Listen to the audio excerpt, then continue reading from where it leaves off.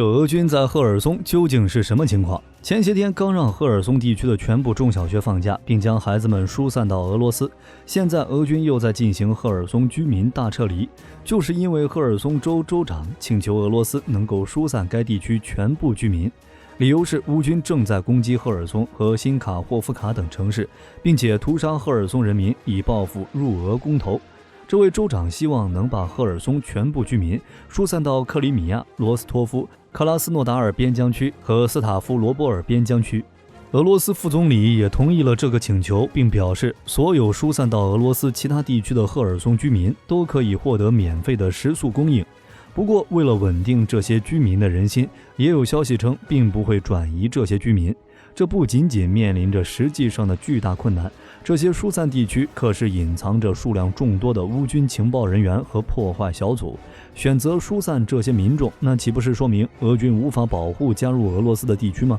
赤裸裸的打脸呢！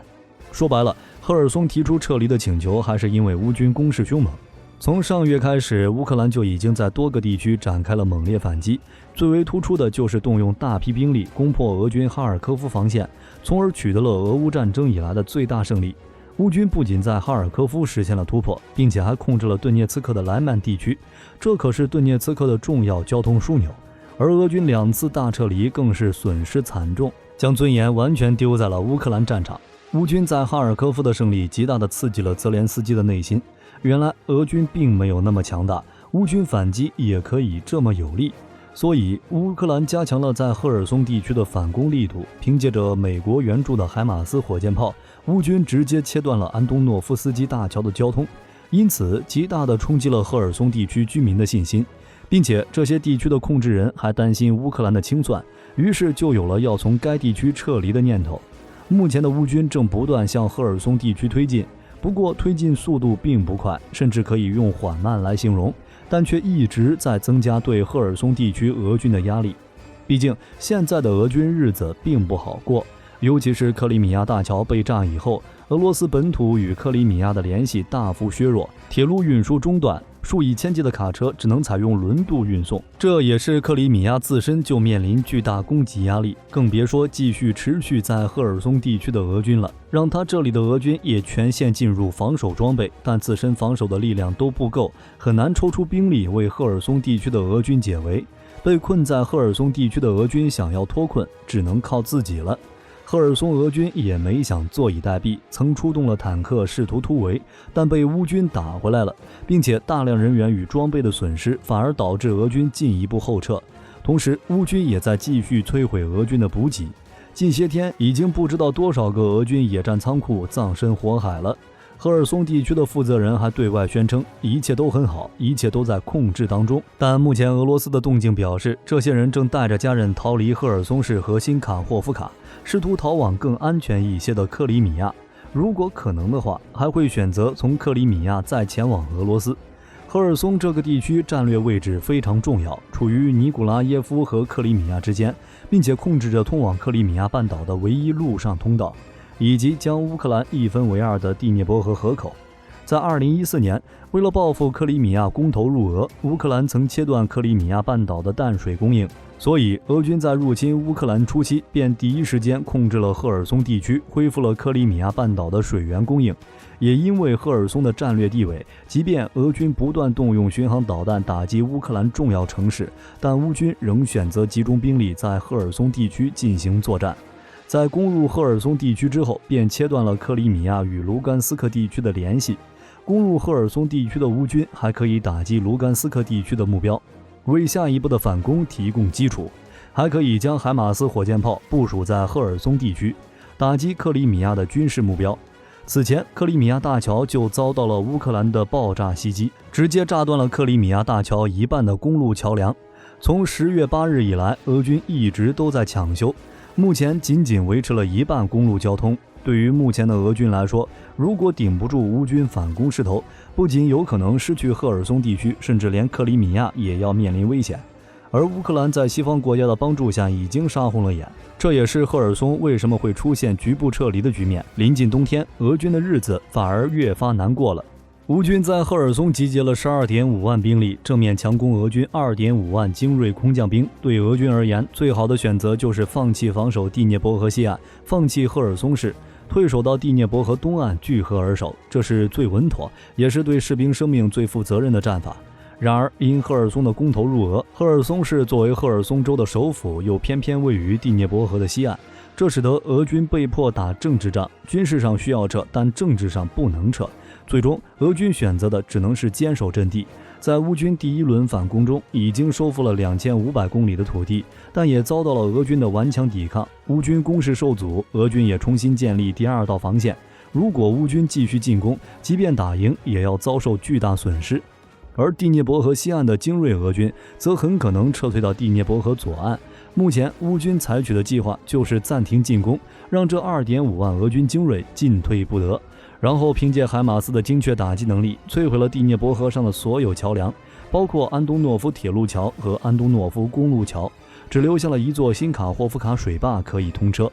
但这座水坝也在乌军海马斯的打击范围之内。俄军通过这座水坝运输物资，承受着巨大的火炮压力。失去了桥梁的支持，俄军重新架设了3座浮桥，但乌军很快就摧毁了其中2座，只留下1座浮桥没打。这应该就是乌军故意为俄军留下的1座浮桥。你往桥上运东西，乌军就打；你不运，乌军就不打。在心理上对俄军形成巨大的冲击力。在火力军看来，俄军紧急撤离居民的行动可不是一个好信号。这表明赫尔松城市危在旦夕。另一方面来说，俄军或许也有在这里固守的打算，为了避免民众在攻城过程中出现袭击伤害，所以选择提前将他们撤走。当然，俄军也不好撤走呀，突围就被乌军打一顿。至于赫尔松会不会成为下一个莱曼，谁也说不定。目前乌军在这一地区拥有绝对优势的兵力，也有领先于俄军的武器装备，在士气方面更是远超俄军。在这种情况下，局面一旦失控，俄军可能迅速撤离第聂伯河西岸，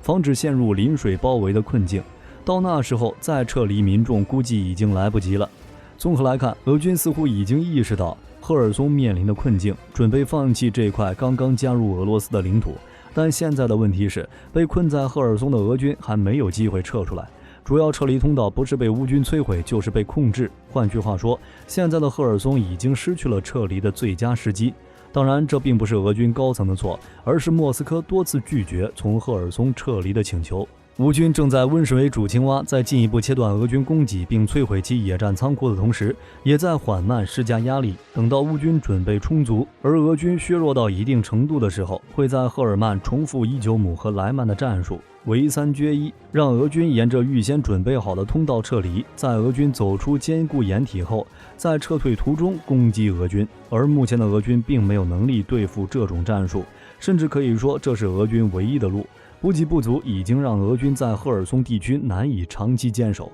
想不被乌军牵着鼻子走，但又没有能力打破目前的困境，突破包围。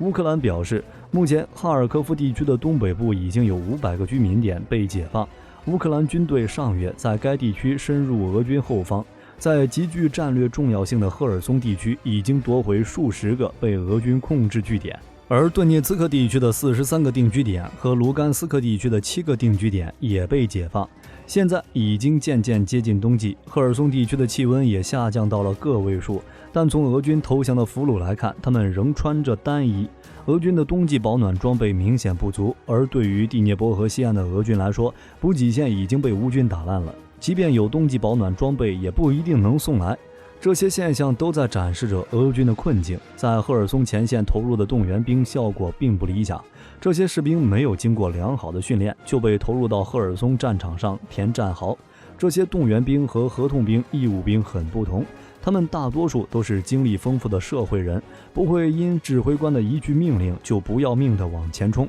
他们不是职业军人，缺乏纪律性、忠诚度，也没有牺牲精神。而现在俄军打的也不是斯大林格勒保卫战，这些士兵不愿意为乌东地区的陌生人战死，不仅投降心理比较严重，还发生了枪毙指挥官在集体投降的恶性事件。在后方一座训练营中，2个动员兵就因不愿上战场，直接对俄军同胞发起了恐怖袭击，打死11人，打伤15人。而现在主动投降的俄军越来越多，乌克兰给出的条件也很有吸引力。投降俄军如果不愿意待在乌克兰或前往其他国家，也可以在战后回到俄罗斯，还对士兵相关信息严格保密，以免投降俄军回去后被重判。为了帮助乌克兰，美国也在对俄罗斯施加更大的压力，例如可能会对向俄罗斯提供弹药或者支持其军事的个人、公司以及国家实施制裁，同时也将向乌克兰再次提供7.25亿美元的军事援助。这是俄军对乌克兰平民发动袭击以来的首批援助。